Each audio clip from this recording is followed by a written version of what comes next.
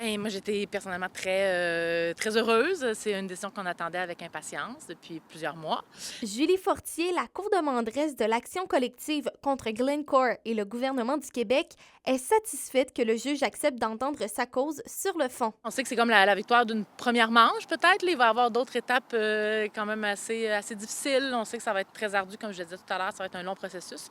Mais déjà qu'on ait la reconnaissance, qu'on ait un acte justement une action, une cause d'action qui est défendable, je trouve que c'est une victoire. Les citoyens de Rouyn-Noranda rencontrés jeudi sont mitigés quant au récent développement. Moi, je pense que c'est tout à fait adéquat de tenter notre chance pour faire reconnaître ce que la fonderie a potentiellement fait à la population. Moi, je ne suis pas d'accord qu'il la ferme, parce qu'il y a plusieurs travailleurs qui travaillent là. Là, j'ai vu que ça remontait juste à 2020.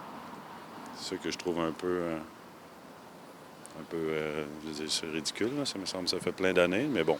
Je vois pas que ça va changer que tout le monde dans la population recevra un chèque de X montant. Là. Je vois pas que ça pourrait donner à personne, en fait. Là. Même si le mouvement citoyen Mère au front soutient la démarche juridique, il tient à apporter des nuances sur la portée de l'action collective. On est très déçus que la période pour les dommages réclamés soit réduite de façon aussi substantielle. Là.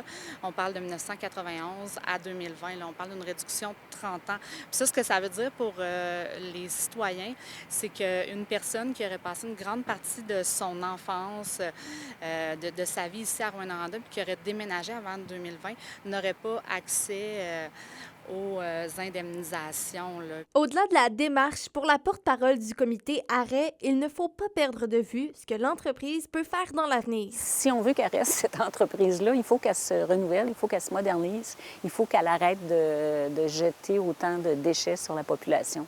Donc, je veux dire, le choix qu'ils feront, ils vont le faire en connaissance du contexte. Ils ont fait beaucoup de promos cet été pour expliquer comment ils sont utiles. Alors, raison de plus pour moderniser leurs infrastructures. Le cabinet du procureur général et le ministre de la Justice n'ont pas voulu réagir et la ville de Rouyn-Noranda n'a pas voulu commenter le dossier, mentionnant que c'est aux parties impliquées de le faire en cours. Roxane Caillouette, RNC Nouvelles, Rouyn-Noranda.